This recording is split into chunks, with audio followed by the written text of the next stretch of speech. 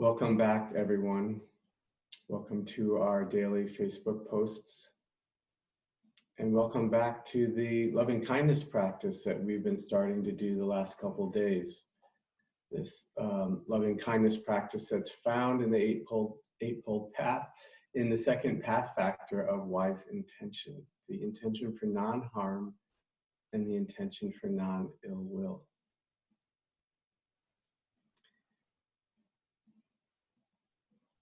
And as we practice the loving kindness practice, just a couple things to remember in terms of approaching it. And the one is to remember where it's found, which is in wise intention. And so that it's much more important that we intend to open the heart and to be caring and cultivate that caring and kind and loving part of the heart than actually what happens when we do the practice. It's really important to remember that because, you know, a lot of metta practice, quote, nothing is happening. We're just kind of there, whether we're doing the phrases or whatever method of the metta practice we're doing, sometimes it can be a bit dry. And when we forget this, then we think nothing's happening or we're doing it wrong. So just an important reminder that it's the intention for loving kindness that we are cultivating.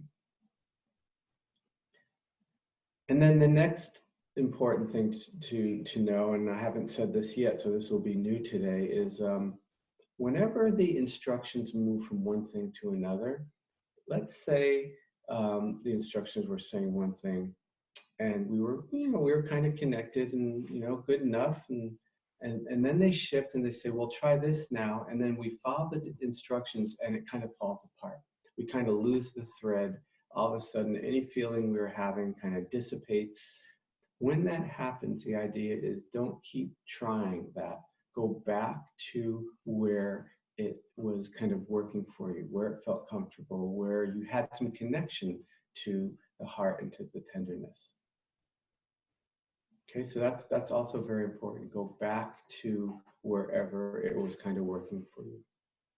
Okay, and I'll remind you that just in a moment when we do the formal practice.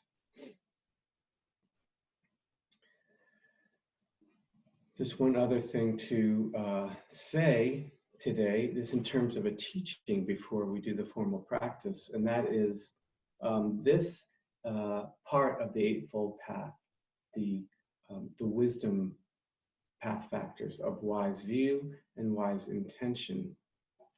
These are the path factors, and it is wisdom that counteracts and ultimately uproots the defilements. So we have the three root defilements of greed, hatred, and delusion. And it is these wisdom path factors that work directly with those three root defilements. So the clarity, the clear seeing in wise view, the clear seeing into the Four Noble Truths of supramundane wise view, and the clear seeing into the law of karma in mundane wise view. It is this clear seeing that counteracts and ultimately uproots the delusion aspect or the ignorance aspects, the not seeing clearly.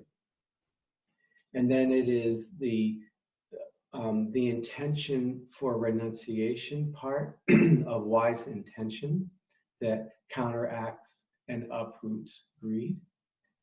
And it is the intention for non-harm and the intention for non-ill will aspect of wise intention that counteracts and uproots hatred.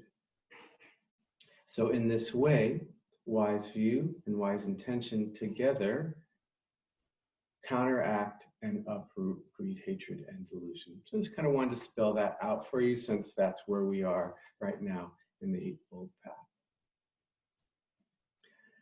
Let's go ahead now and enter into the formal practice, the metta practice. We'll pick up kind of where we left off, and I'll review for maybe some of you who are just joining us today. And we will work with this part about if you move forward with the instructions and you kind of lose the thread, then go ahead and go back to where you were connected. And as I mentioned yesterday, settling into a posture that's very comfortable. We want to be as easeful as possible when we're doing the loving kindness practice. So if you want to lie down, sit in a very comfortable chair. So we emphasize relaxation over what you might say is correct posture when we're doing the formal loving kindness practice. Maybe letting the eyes come to close. Maybe taking a breath in that's maybe a little deeper than you normally would. Letting it out and letting that kind of trigger the softening and relaxing of the body.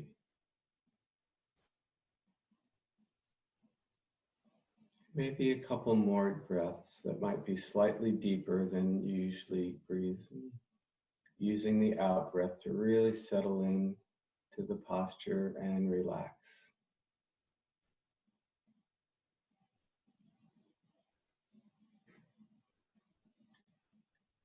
And it's possible to, even right now in this part of the practice, to start to tune into loving kindness in that just giving ourselves the space, the time, the opportunity to sit quiet like this, to not do, to let the body relax.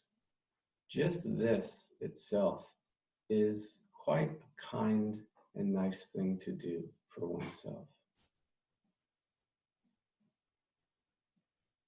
So we can tune into the kind of subtle loving kindness that is present, even as we just settle into our posture. It's really quite a nice form of self-care.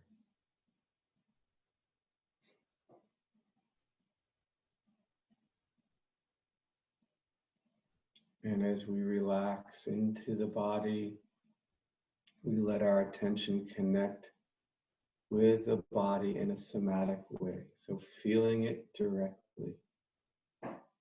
Feeling the contact points where it's touching something. And letting the body sink into that contact.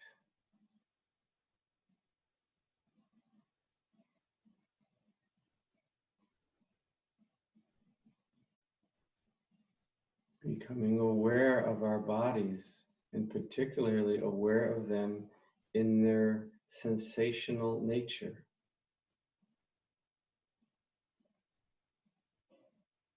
Mostly we don't feel our bodies. Our attention is very consumed with the intellect and then thinking. And in busyness, our attention being outward, away from the body, and also forward out into the future. And we don't even know the sensations are there. But like stars that show themselves in the evening sky, that were there all day, but the conditions weren't just right to see them.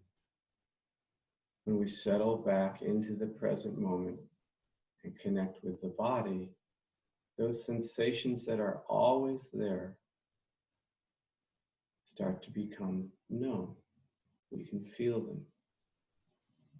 Tingling, pulsing, pressure, heaviness, vibrating, buzzing,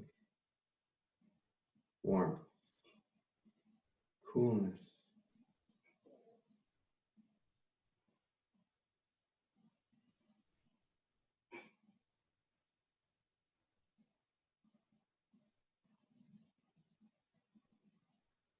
Relaxing the body and feeling the body. These two go hand in hand and give rise to and support one another.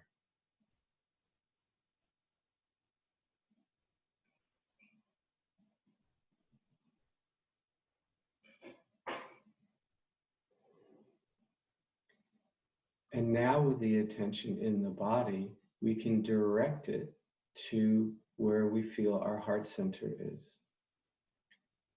And what I mean when I say direct it is nothing more than if I were to say, bring your attention to your right foot. There's nothing more than that. So direct your attention or bring your attention to where you feel your heart center is. Some people find it helpful as a way to connect somatically with that place, to put their hand there and feel that touch. Connect physically and then maybe take it away and see if the attention can still remain somatic there. It's not about feeling anything particular or special, just that we're there, that we're connecting physically with the heart center.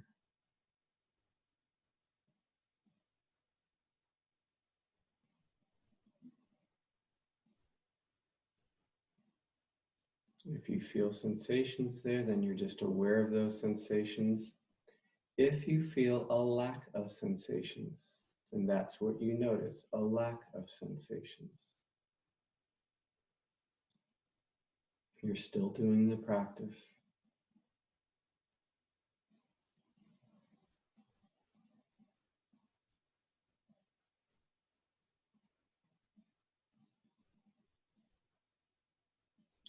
Now imagine that the body is breathing in and out through the heart center.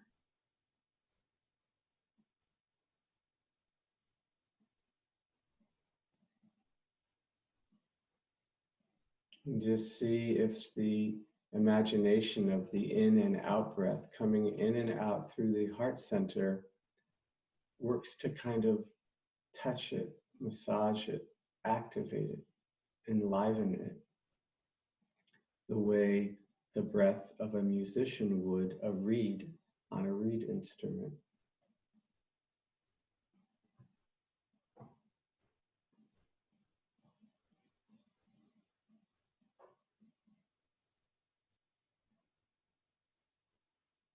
Breathing in and out through the heart center.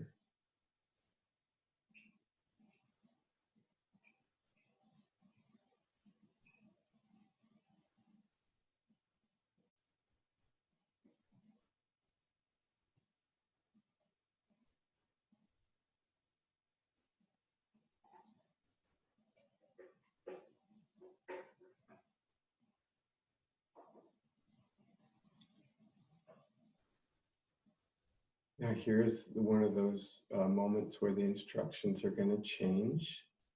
Feel free to follow, but also feel free to stay with just breathing in and out through the heart center. If that's, if you just get a sense that that's what's right for you. And if you do decide to come now and follow these instructions and you kind of lose the thread, maybe the mind starts to wander a lot more, or any physical sensations in the heart center you were noticing kind of dry up, then go back, let go of the new instructions and go back to breathing in and out through the heart center.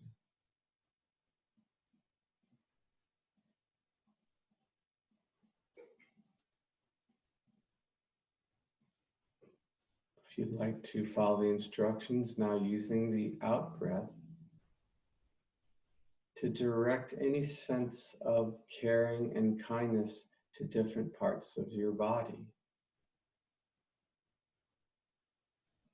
It's like almost breathing out the loving kindness and directing it towards different parts of your body. So starting with the head. As we're breathing in and out of the heart center, now the next out breath directs that caring and kindness towards our head. The sense of bathing that part of our body. We can use a visual. Some people find that helpful. Almost like as this golden, warm liquid kind of drenching that part of our body.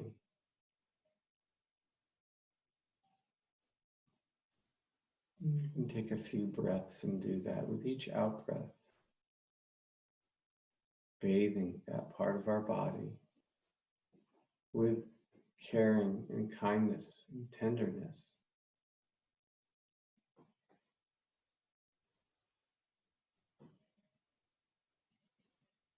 Then moving to the arms, using the arms as the out breath happens. The loving kindness moves down the arms all the way down to the hands and fingers.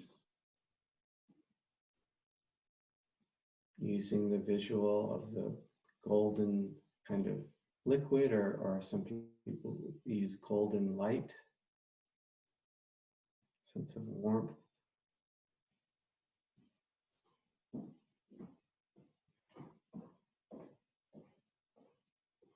Maybe there are sensations associated with this, maybe not, as you move down the arm.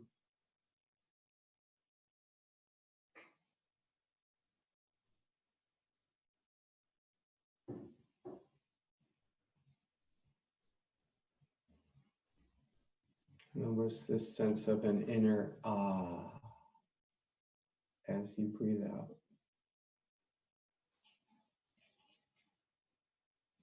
Moving to the torso now. Breathing out the loving kindness from the neck all the way down to the waist with each out breath.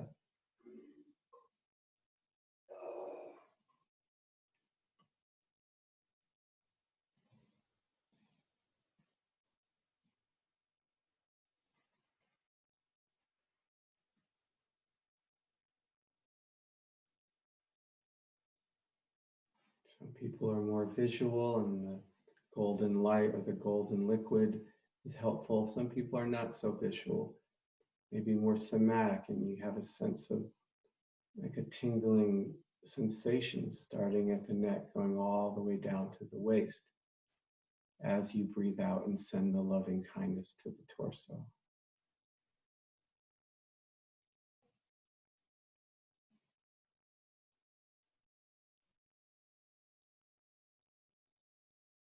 Remembering you have a back. Sending the loving kindness to the back of the torso as well.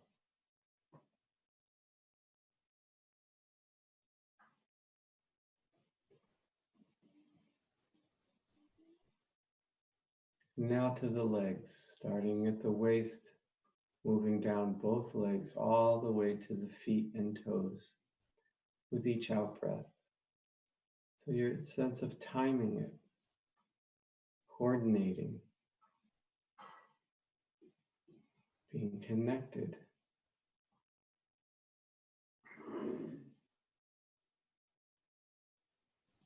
We have to be very present to time the out breath so that it lasts and is moving at a kind of even pace as it goes from the waist all the way to the toes.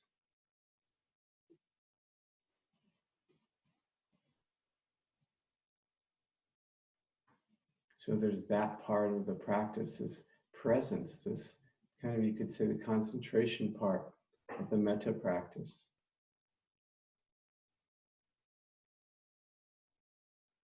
And then there's the heart part. What we're sending to the legs is care. Is wishing that they be well, healthy and warm and safe. Maybe even the sense of thanking them for carrying us around in this world.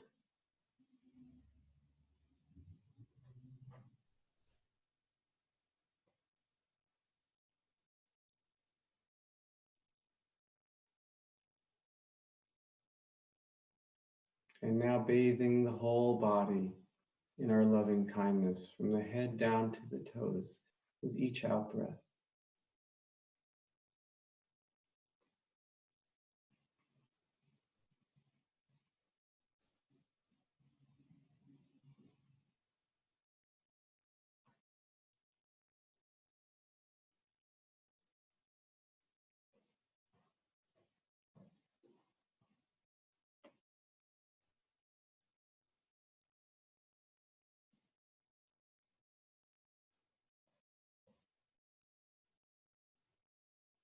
May our bodies be well, happy, and peaceful.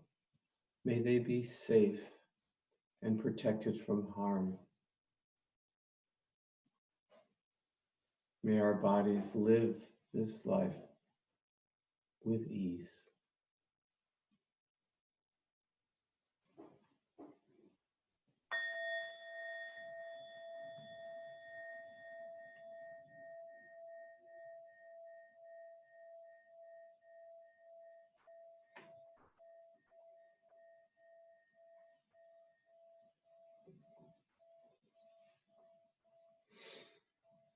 Nice to start the day off with the loving kindness practice.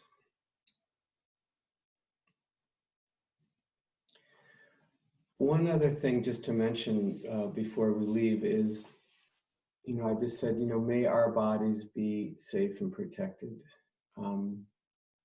This doesn't mean that our bodies aren't gonna, feel pain or get injured. That's not what we're doing with the loving kindness practice. What we're doing in that moment of saying that is cultivating that wish in the heart, that wish for something, in this case, our bodies, to be safe and happy. That's what's being cultivated. It's not so much that we're doing this magical thing where, our bodies are going to be protected or something. This is a practice of the heart. And what we're practicing and cultivating is that wish that comes from the heart. It's like, oh, may you be happy, may you be safe.